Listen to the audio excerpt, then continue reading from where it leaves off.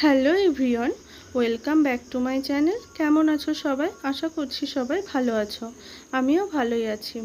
আর আজকে নিয়ে এসেছি নতুন একটা রেসিপিটা হচ্ছে একদম হালকা পাতলার মধ্যে একটা মাছের ঝোল। যখন প্রচণ্ড গরম পড়ে তখন কিন্তু আমাদের এইরকম একটা হালকা পাতলা মাছের ঝোল খেতে খুবই ইচ্ছে করে, কারণ আমরা বাঙালি। মাছের সাথে কিন্তু আমাদের সবসময় একটা সংযোগ আছে। তো সেই জন্যই আজকে এই রেসিপিটা এইরকম সিম্পলভাবে কিন্তু আমি রেডি করছি। তো চলো দেখতে থাকো, আশা করছি তোমাদের রেসিপিটা ভালো লাগবে। নিয়েছি এখানে কাতলা মাছ, খুব ভালো করে ধুয়ে পরিষ্কার করে জল ঝরিয়ে নিয়েছি। তারপর মাছের মধ্যে আমি স্বাদ মতো লবণ এবং পরিমাণ মতো হলুদ গুঁড়ো আর 1 চামচ মতো কিন্তু সর্ষের তেল দিয়ে খুব ভালো করে মাছটাকে মেখে নিয়ে কড়াইতে তেল গরম করে নিয়েছি খুব ভালো করে। নিয়ে আমি মাছগুলোকে কিন্তু ভাজা করতে বসিয়ে দিয়েছি। খুব ভালো করে একটু সময় নিয়ে মিডিয়াম ফ্লেমে মাছগুলোকে ভেজে নিতে হবে। এক পাশ ভাজা হয়ে গেছে, আমি আরেক পাশকে কিন্তু ভেজে নিচ্ছি।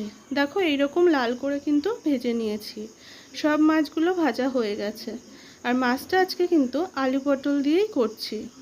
এখানে দেখো আলু আর পটলকে এইরকম একটু গোটা গোটা করে কেটে নিয়েছি। তো যে তেলে মাছটা ভেজেছিলাম সেই তেলের মধ্যেই কিন্তু প্রথমে আমি আলুগুলো ভেজে নিচ্ছি একটু লাল করে। আলু ভাজা হয়ে গেছে, এরপর আমি পটলগুলোকে কিন্তু ভেজে নিচ্ছি। পটলগুলো কিন্তু একটু লাল করেই ভেজে নেব, তাহলে কিন্তু স্বাদটা খুব ভালো আসবে। সেই জন্য দেখো এরকম হালকা লাল করে একটু ভেজে নিয়েছি। আলু পটল সব ভাজা কমপ্লিট। এরপর ওই তেলের মধ্যে আমি দিয়ে দিলাম হচ্ছে গোটা জিরে ফোড়নে, আর দিয়ে দিলাম হচ্ছে আমি 2টো পেঁয়াজ নিয়েছি। এখানে একটু ছোট মাপের ছিল পেঁয়াজটা। তো পেঁয়াজগুলোকে একটু ভেজে নিয়ে আমি আদা জিরে আর গোলমরিচ বাটা দিয়ে দিলাম। দিয়ে সেটাকেও আমি খুব ভালো করে ভেজে নিয়েছি। নিয়ে দিয়ে দিলাম হচ্ছে স্বাদ মতো লবণ এবং পরিমাণ মতো হলুদ গুঁড়ো। দিয়ে আমি মশলার সাথে খুব ভালো করে লবণ ও হলুদকে মিক্স করে নিচ্ছি। মেশানো হয়ে গেছে।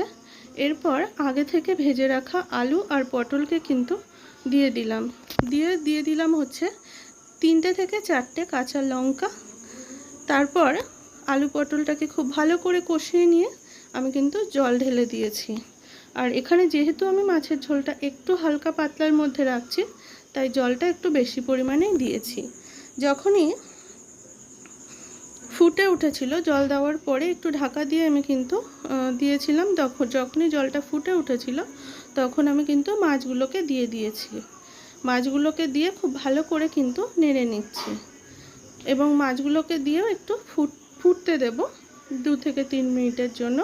2 থেকে 3 মিনিট পরে তোমাদেরকে দেখাচ্ছি ঠিক কেমন এসেছে। আবারও ঢাকা দিয়ে দিলাম।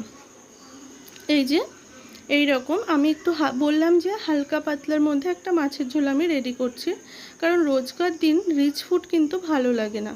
এরকম একটা হালকা পাতলা মাছের ঝোল কিন্তু দারুণ লাগে গরম ভাতের সাথে, গরমের দুপুরে এইরকম একটা মাছের ঝোল কিন্তু আমাদের দারুণ লাগে। তো রেসিপিটা কেমন লাগলো আমাকে জানিও। যদি রেসিপিটা ভালো লাগে অবশ্যই লাইক কমেন্ট শেয়ার এবং আমার চ্যানেলটা সাবস্ক্রাইব করে দিও। সবাই ভালো থেকো, সুস্থ থেকো। আবারও আসবে নতুন একটা রেসিপি। আর একবার হলেও এইভাবে মাছের ঝোল ট্রাই করে দেখতে পারো। আর দেখাচ্ছি যে কতটা পাতলা হয়েছে ঝোলটা। আর পুরো ভিডিওটা দেখার জন্য অনেক অনেক ধন্যবাদ জানাই সবাইকে।